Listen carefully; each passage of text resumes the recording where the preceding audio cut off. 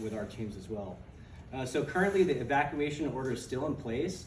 And we're keeping that in place to keep really the safety of the residents, the public, and the business owners. We're really trying to keep that area isolated right now so our public works crew can be in there with their heavy equipment and try and get that area cleaned as fast as possible so we can kind of reduce the boundaries that we currently have and really isolate it to the areas that are more damaged. So we're asking the public at this point to please be respectful of our boundaries. Like I said, we're trying to keep that area clear so we can have our public works team in there, and then also the building inspectors and the PG&E crews so they can move through the area as fast as possible. Like I said, we're working collectively with PG&E. They brought in extra assets from out of the area. They're currently with us right now with our building inspectors, and they're actively looking at the different properties so we can get our residents and businesses back into those locations. I do want to provide some information that we do have a special city council meeting tonight. That'll be at 4 o'clock. The attendance will be on Zoom. You can go to our city website and access that link. And part of that is that we'll be trying to ratify a local emergency proclamation, and that allows us to kind of extend our resources out into the state and then potentially the federal government. We wanted to make sure that this is a Brown Act meeting, so we're not going to be taking, we'll be taking public comment, but any questions we're going to ask you to kind of defer those till afterwards, and then we'll have a group of folks that can answer those questions after the council meeting itself. And I want to point out too, because we've had a lot of interest in those that wanted to either volunteer or provide stuff to help our efforts. At this time, we're going to ask you to reach out to our recreation division leader, which is Nikki Bryant, and she's going to be coordinating those efforts. And so we'll provide her contact information, the ability, so you can get in touch with her. Like I said, at this point, we're not asking for any volunteers or anything. Just let us know what you can kind of bring to the table, and then we'll take a look at what we have, and then we'll decide how we can deploy those things. Our overarching goal is to get the residents and the business owners back in there. And so the goal is that we want to try and lift that emergency order by the end of the day today. And the part of that is that we need to get some fencing into the areas that have been impacted the most, to get those erected, and so we can kind of fortify the areas that need to be just more secure. One of the things that this particular event is over, but there's also significant weather that's still coming. And so we're also monitoring another weather system that is a little bit different, but there's significant rainfall. So we're gonna have to look at that event that's coming up that's projected for this Monday. And so we're currently looking at the weather models that we have. We're working with the county EOC and trying to develop, again, kind of the same, we're trying to look at the weather system as it approaches. Things do change a little bit, and we're trying to, again, get the public notified. But we do have other rain events that are coming as well. So with that, that's kind of the update that I have, and I can be open for some questions. So as far as the buildings that are red tagged and yellow tagged, what do those differences mean for the business owners, like as far as entry or starting work? Right. Okay. So there's the red tag, yellow tag, and green tag. The green tag means that that it's clear that there have been building inspectors have been in there. I'll go kind of jump to the red tag. Red tag means that there's been some significant damage, and so you'll need to contact our building department and get an engineer in there. The yellow tag means that there is obviously a higher level of damage, and again, you'll have to reach out to our building department to work with them to get access, because you'll have to evaluate your property. And so there's the two different levels. So like I said, red is that we don't want any access, get a hold of the building department. Yellow is that they'll allow you to have some access, but you need to get with our building department to figure out exactly what that means. And then green means that you're fine to go back in. But understand that currently the village does not have any power, water, or I believe some of the sewer stuff. So those infrastructure things have to be put in place so we can get people safely back in there. We were talking about volunteers. You was probably, but many people are unemployed right now. We don't know until when. So, do you guys believe that the city is gonna need or hire any contractors to help rebuild these areas affected? At this point, our city staff, we're working on. I'm not sure where that feedback's coming from.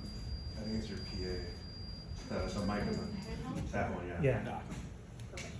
Okay. Right now, our Public Works crew is actively working on the debris removal right now. We haven't contracted with anyone outside as far as for other construction zones. Right now, our primary goal right now is getting the roadway clear, and then we're gonna bring in the fencing so we can secure the areas that are a little bit more vulnerable right now. When you talk about that fencing, what kind of fencing are you talking about? And is there concern with the new system coming in that it might become a hazard in some kind of way? Well, I know, like I said, I know the fencing's been ordered. I don't know exactly what type it is, but there was some thought as to if it's going to be as rugged. But obviously, we don't want something that's so rugged that if another event came through and became another hazard. So they're taking a look at that and evaluating it. If we do have fencing, the police department obviously will provide that level of security while we have the fencing there. And that fencing will go up like along those businesses there in the village there, on Esplanade. Right. Currently, where the fencing is planned to go up right now is essentially the businesses that are along the Esplanade, and then I believe some sections of the Venetians as well. Can you give us an overview of some numbers? How many businesses are impacted? How big is the area you're dealing with in terms of blocks? I mean, put this in perspective with some numbers if you can. Sure. So I'll start with when we did the initial evacuation order. We tried to isolate it as best that we could, and so we kind of centralized it to the lower village area and then upper Riverview, which the notice itself went out to about 350 residents. At this point, I would say that the focus effort right now is probably a 2 square block area that's down in the village, and I think that we can actually reduce that down to about, I'd say like 10 businesses along the Esplanade. And then there's also some residents that's on the Esplanade as well. So we're trying to get that reduced down to a manageable size, and then the Venetians also had an impact. And so, like I said, it started about affecting 350 people. I think we got it down to where, like I said, if we can, we'd like to lift the order and just limit the access to the businesses, those one impacted businesses, and then the Venetians. And then I keep forgetting the wharf is obviously a piece of it too, but that's kind of isolated and is able to be So how many better managed. businesses did you have to evacuate in the area? When the order went out, we evacuated the entire lower village. How many So I would businesses in that? say 50. 50. Okay, so 50 businesses and 350 people who live around the area in those initial blocks. Right. Good enough, thank you. Just to clarify, I mean, you were talking about evacuation orders in those low-lying neighborhoods along the Soquel Creek. But as of right now, is that order still in place for them at all, or is it just Capitola Village in those that will not? Right. So the current or the previous order that the initial order that we put out is still in place. So we haven't made any adjustments with that. We did that primarily. We want to keep that in place so our crews can get in there, do the work, and with the goal to kind of get it open. Is there any concerns right now with the Soquel Creek? Are we seeing any down trees or anything like that that could potentially cause more flooding, or that has to be cleared in the coming week because of the rain? Right. So we continue to monitor the Soquel Creek, which is very, very important. The debris flow, it seems to has pushed out for right now, and the water levels are very manageable right now. How's the sewage system doing? I couldn't hear what. Sorry, how's the sewage system doing? I don't have an update on the sewer system. I know that many of the businesses that were on the seaside, a lot of the plumbing was below, and that's kind of where the surge kind of came through. So I'm sure that those were impacted. We talked with some business owners, some of them with yellow tags have been able to get into the building, but have any red tag people been able to get in yet, even with that permission?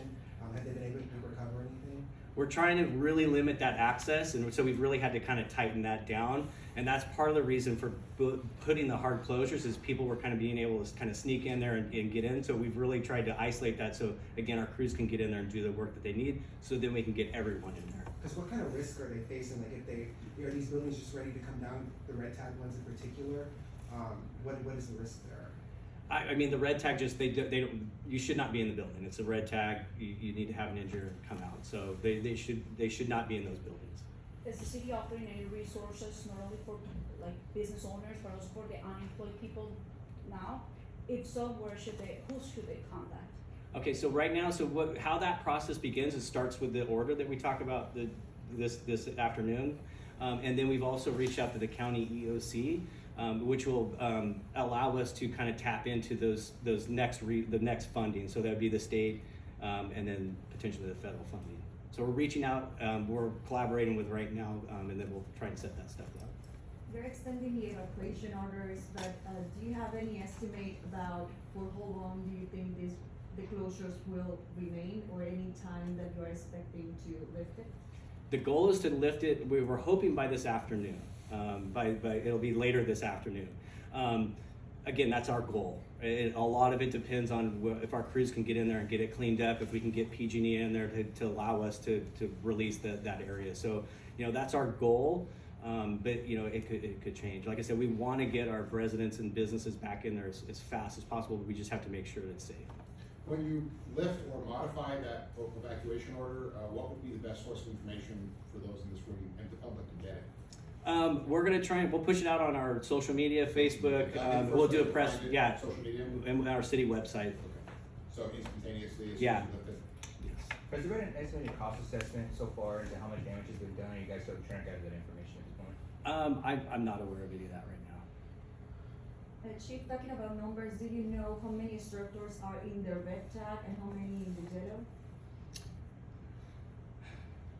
I don't know, I don't know the exact number. I wanna say that I believe it was 3 to 4 red tags and 3 to 4 yellow tags is where we were sitting right now, roughly.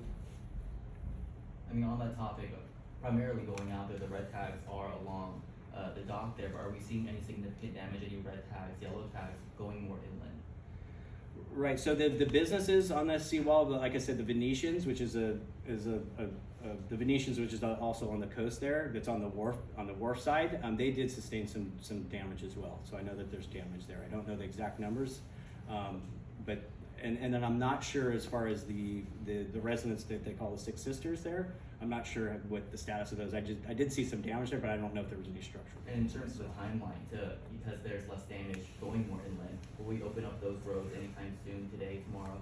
Correct. So if we lift the order, then that'll lift the order for the village. And then, like I said, we're trying to get the fencing in there so we can isolate the areas so we can just contain those areas. For the Venetians, are they all red tagged, or is just the area shut off and some are red and some are yellow, or what is the status of that? The area is shut off right now because it is a part of the overall order. And then, like I said, we're trying to get our folks to clear out, to check off all those places so that we can allow more people in there. So you're still checking whether they're gonna be red or yellow or green? Yeah, I don't know the status of where our planning department is with PG&E, but they're actively out with everyone right now. We're working to try and get people the authorization so we can clear it. Okay, so if you lift the order, then that would also apply to the Venetian? Right. Okay, thanks. The plan is to lift the order, not to modify it, if that makes sense. Can you talk about the extent of damage on, or if there was any damage to properties on Riverview, just along the creek, and what that looks like? As far as the damage, I know that there was some a little bit of backwash that kind of came up through. I'm not sure on I'm not sure on the exact damage. I'm not sure if there was anything red tagged up there. I know that a lot of it was released pre-tag, so there wasn't too much damage. And then we've all seen the images of the wharf, of course, but can you talk about that and just what damage really occurred and, to the end of it as well, if you can talk about Right. that So and fixing it. if you look at it, a lot of people kind of focus on the big piece that's out of the middle, but yeah, the front of the wharf sustained significant damage, or it appears to be. There's definitely damage to the front of the wharf, and then the big section in the middle of the wharf. That was, like I said, I've been here for over 20 years. I've never seen kind of the storm that we saw, and so that was it was a lot of water that was moving around, and so yes, the wharf did sustain pretty significant damage, and so like I said, I'm not sure that hasn't been like the priority for us right now. The priority is getting our residents and businesses back going. Is PG&E working on restoring the power, or is that part of the order that's in place? They are working with us to try and get the power. PG&E is kind of interesting. They're trying to charge as many lines as they can to just isolate the areas that are damaged. But you can't. It's not as simple as that. But they are with us, and like I said, they pulled in resources from out of the area to kind of help get us back on our feet. Do you happen to know if the city's gonna provide dumpsters to assist with the removal of all the refuse? Logs and wood and junk. I know we did have dumpsters down there. We can definitely, like I said, I can take that back and look into that. Like I said, we can definitely take a look at that. I was thinking for Venetian, so there's this pile of stuff. Right. Can you be a little descriptive about the damages to these red flagged, properties? Like what is actually causing it to be a red flag versus other Yeah, ones? I wish it was in my wheelhouse. I mean, I would need someone from our building department to kind of really dive into that. I don't want to speak to that. I'm sorry, just not No really worries. in my wheelhouse. Does the city already have like a stockpile of wood, or do they have in the future plans to do something like that? I noticed a lot of residents putting up their own mortars with wood for the second storm that's coming through. We don't have any supplies as far as for the private residences and private businesses.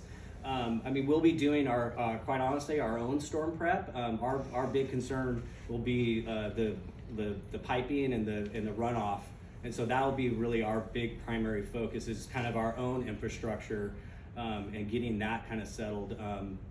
So that's kind of our priority right now.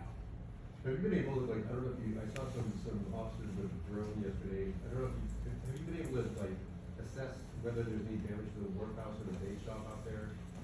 Yeah, so we did use a drone yesterday to fly the bluffs to take a look at the erosion concern. There was some potential for some erosion concern, so what we did is we had the ability to fly a drone and take a look at that, and then we waited for the low tide, and we had our public works director kind of go out there and take a look. So there's no concern there, but we didn't actually fly the wharf with the drone or anything like that.